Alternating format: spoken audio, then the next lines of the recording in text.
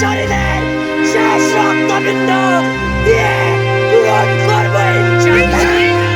ইনকিলাব মঞ্চের মুখপাত্র শরীফ Usman Hadi Singapore general হাসপাতালে চিকিৎসাধীন অবস্থায় মারা গেছেন। স্থানীয় সংবাদ মাধ্যমের পাশাপাশি হাদীর মৃত্যুর খবর গুরুত্ব দিয়ে প্রকাশ করেছে আন্তর্জাতিক বিভিন্ন গণমাধ্যম।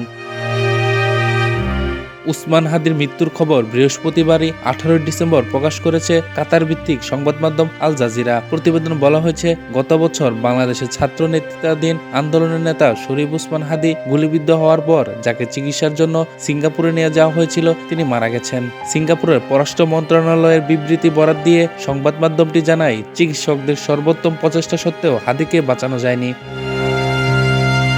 ডয়েচে ভেলেও হাদীকে নিয়ে খবর প্রকাশ করেছে। সংবাদ মাধ্যমটির প্রতিবেদনে বলা হয়, বৃহস্পতিবার সন্ধ্যায় শরীফ উসমান হাদীর মৃত্যুর ঘোষণা দেওয়া হয়। বিক্ষোভকারীরা হাদীর হত্যাকারীদের গ্রেপ্তারের দাবি জানিয়েছেন। হাদী ভারতের একজন স্পষ্টভাষী সমালোচক ছিলেন বলে উল্লেখ করা হয় ডয়েচে ভেলের প্রতিবেদনে। ব্রিটিশ সংবাদ মাধ্যম বিবিসি জানিয়েছে, সাবেক প্রধানমন্ত্রী শেখ হাসিনাকে ক্ষমতাচ্যুতিকারী যুব আন্দোলনে একজন বিশিষ্ট নেতা শরীফ উসমান হাদীর মৃত্যুর পর বাংলাদেশে বিক্ষোভ ছড়িয়ে পড়েছে। আরেক ব্রিটিশ সংবাদ মাধ্যম দ্য গার্ডিয়ানও এই খবর প্রকাশ করেছে।